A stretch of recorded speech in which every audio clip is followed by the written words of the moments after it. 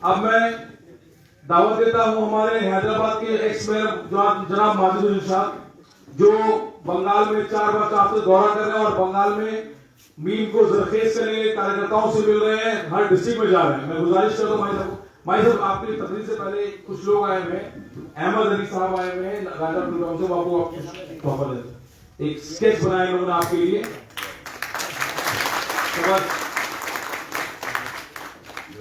बहुत माइक साहब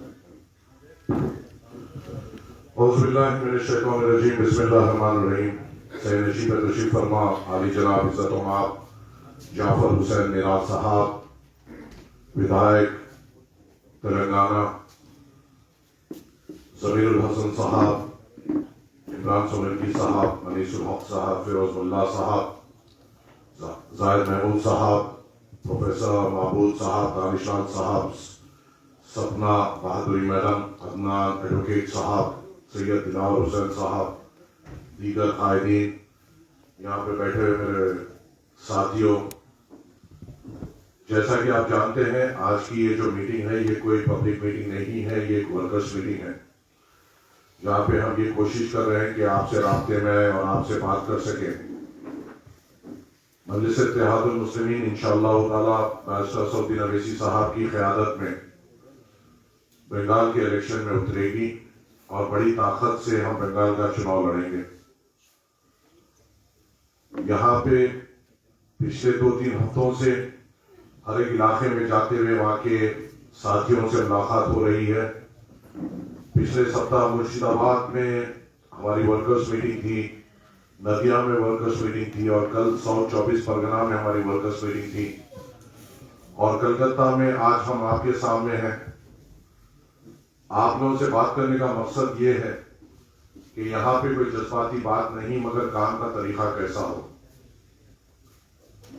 हाँ, हमें यहाँ पे आपके साथ चलते हुए उन इलाकों को निशानदेही करना है जहां पे हम मजबूती से इलेक्शन लड़ सकें और इलेक्शन में उतर सकें।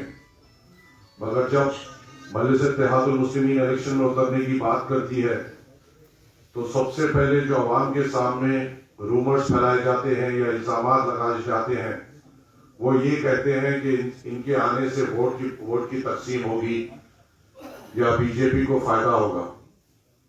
इसका मुकाबला आपको और हमें करना है। जब ये ऐसी बात होती है तो हमें भी इनसे ये सवाल करना जरूरी है कि बताओ किस तरीके से फायदा होगा, क्योंकि हमने अभी तक बिहार में इलेक्शन लड़ा, झारखंड में इलेक्शन लड़ा, यूपी में इलेक्शन लड़ा, महाराष्ट्र में इलेक्शन लड़ा, हर तरफ हमने इलेक्शन लड़ा। बिहार में हमने 5 सीटों पे हमारे विधायकों को कामयाब किया।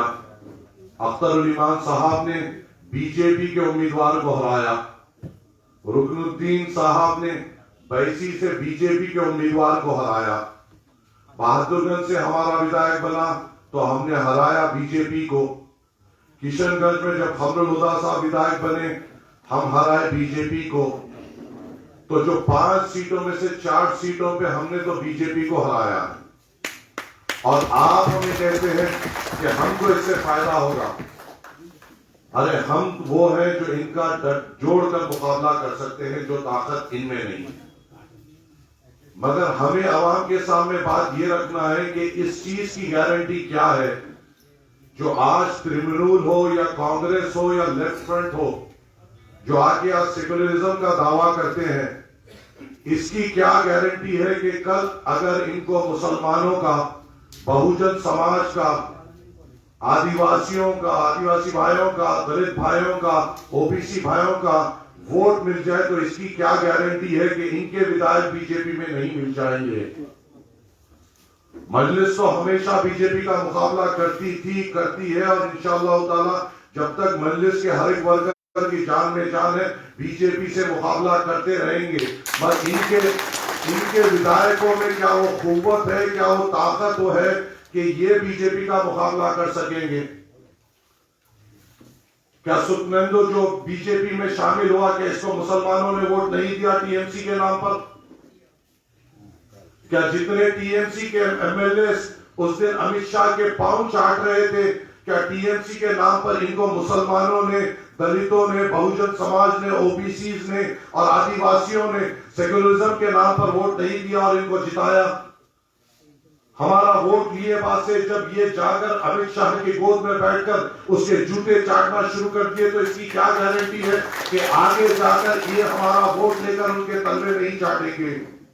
क्या इसकी कोई गारंटी ले सकता है?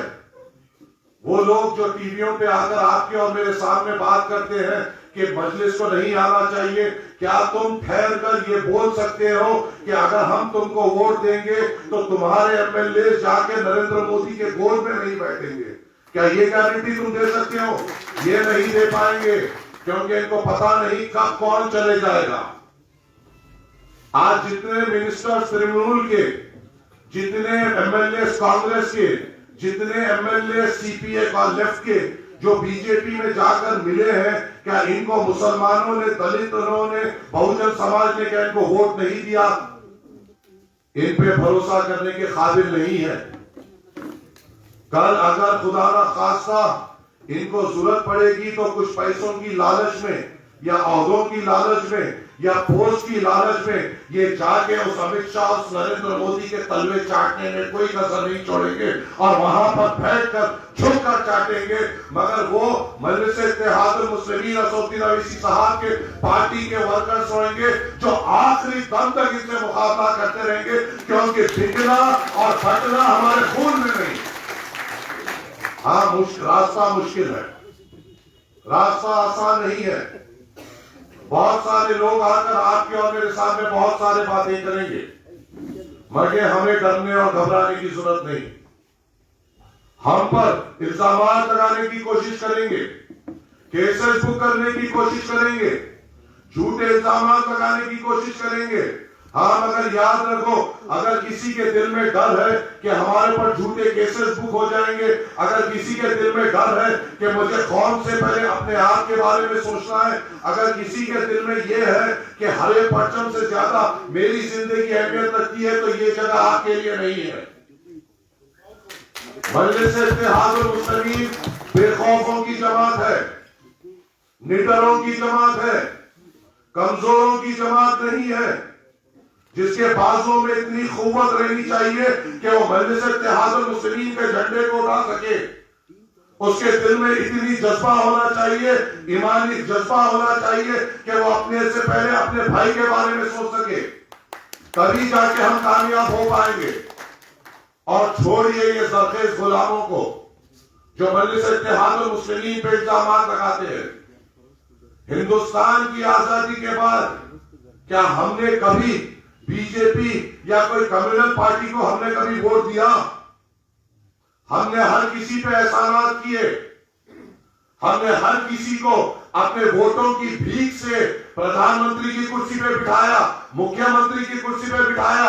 मगर इन 70 सालों में मुझे ये बताइए, क्या हमारे नौजवानों को रोजगार मिला? हमारे नौजवानों को अच्छी तालीम मिली? हमारे बुजुर्गों के लिए अच्छे अस्पताल खुले गए?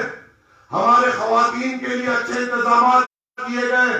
ये जानते हैं कि इनको डराया जाए बीजेपी के नाम पे और इनका वोट हासिल किया जाए। और आपको मालूम है मजलिस से इनको क्या तकलीफ है, क्योंकि ये जानते हैं अगर मजलिस ताकतवर हो जाएगी तो इनकी दुकान बंद हो जाएगी, इसलिए मजलिस को कमजोर करना चाहते हैं। इनको मुसलमानों के वोट भीख में चाहिए, इनको बहुजन के वोट भीख में चाहिए, इनको आदिवासी के वोट भीख में चाहिए। मगर ये कभी मुसलमान को, बहुजन को, दलित को, आदिवासी को मालिक बनते हुए नहीं देख सकते हैं। ये हमेशा ये सोचते हैं कि ये लोग हमेशा हमारे पीछे चले, कभी आगे बढ़ने की कोशिश ना करें। वो वक्त चले गया, अब बंगाल में असदुद्दीन अवैसी साहब आए हैं। अब अगर होगी तो बराबरी की बात होगी, चलेंगे तो साथ करेंगे, बात होगा की बात। जीत और हार आपके और मेरे हाथ में नहीं है, जीत और हार ना आपके मेरे हाथ में नहीं है, मेहनत हमारे हाथ में है।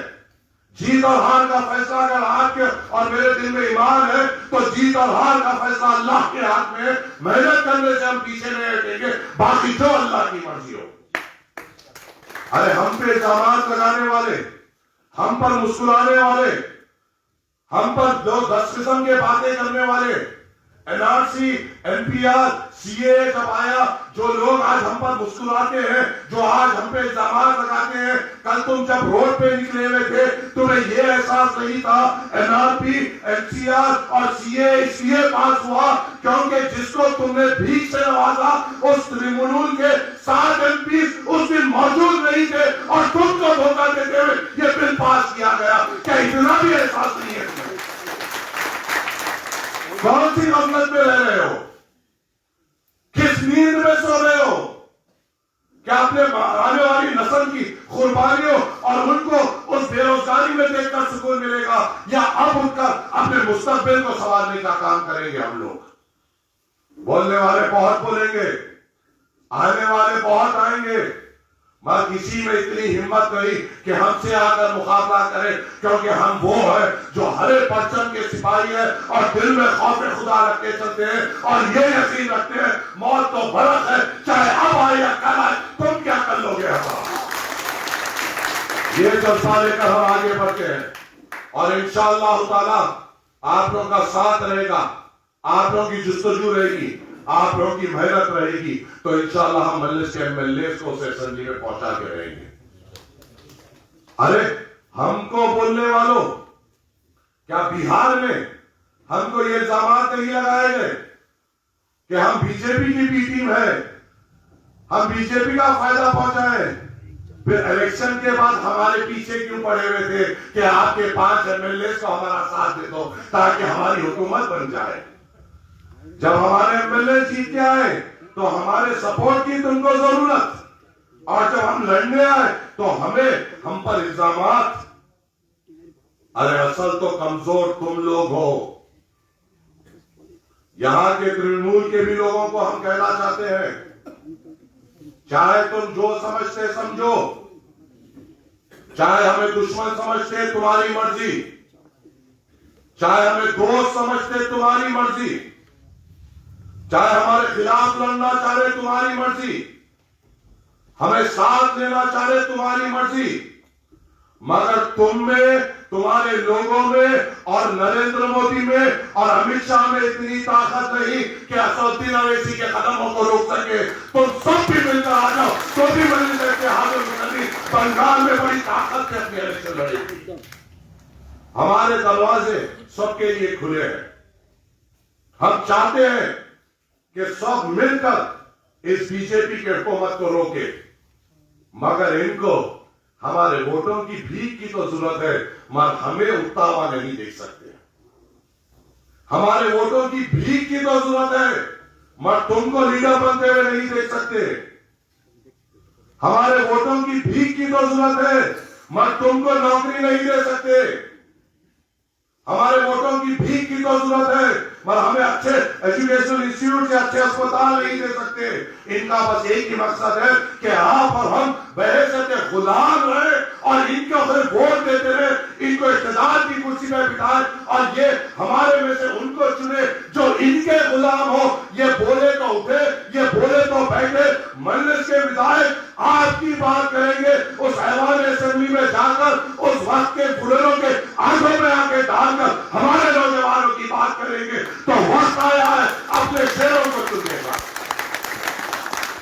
तकलीफ उठाइए और अपने लोगों को चुनिए।